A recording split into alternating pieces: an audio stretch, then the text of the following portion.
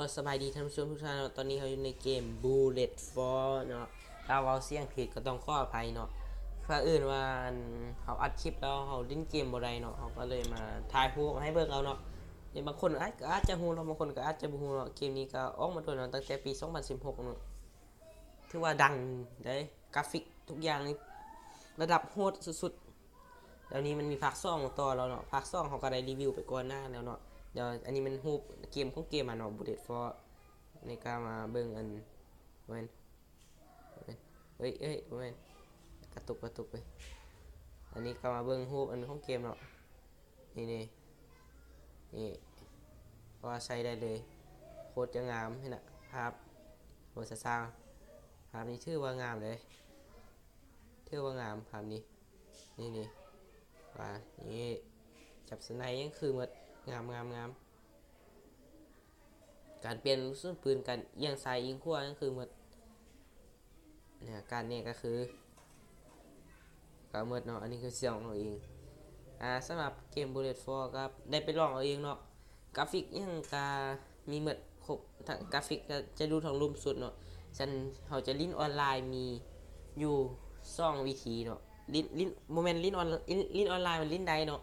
วิธี1บ่สมัครแต่ว่าจิเพย์ไปเลยแบบลิ้นบ่สมัครแล้วมันเขาจะบ่สามารถใส่ชื่อใดเนาะบ่สามารถเปลี่ยนชื่อใดถ้าเขาสมัครสมมุติเขาซื้อโทรศัพท์หน่วยใหม่มาไปนะเขาก็เอาอีเมลหั่นไปใส่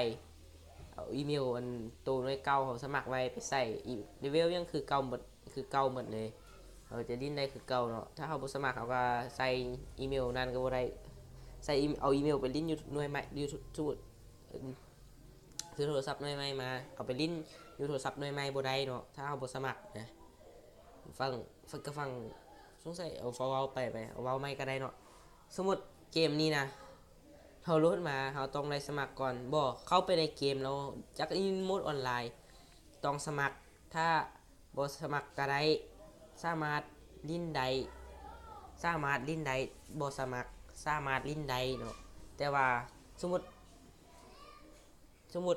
ทุกคนซื้อสมมุติว่าได้อยู่วะสมมุติผู้ที่เล่นเกมนี้เนาะซื้อโทรศัพท์หน่วยใหม่แล้วอยากใส่อีเมลเก่าถ้าเขาบ่ได้สมัครเขาก็ลิ้นบ่ได้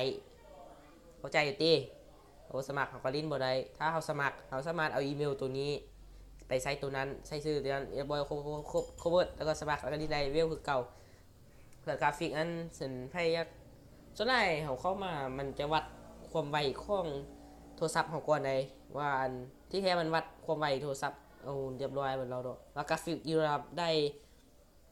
ลิ้นพันเนาะว่ากราฟิกอยู่ระดับได้แหละกราฟิกยังอยู่ระดับได้แหละส่วนการคือ CPU อยู่ระดับได้แล้วมันจะปรับให้เราเรียบร้อยถ้าเขาอยากปรับเพิ่มก็ไปปรับได้สำหรับคนที่มีโทรศัพท์เทปได้ฮะเอาก็โทรศัพท์บ่เทปเนาะลิ้นอัดคลิปมันก็เด้งนะสำหรับคลิปนี้ของข้อตัวลาจบไปก่อนบาย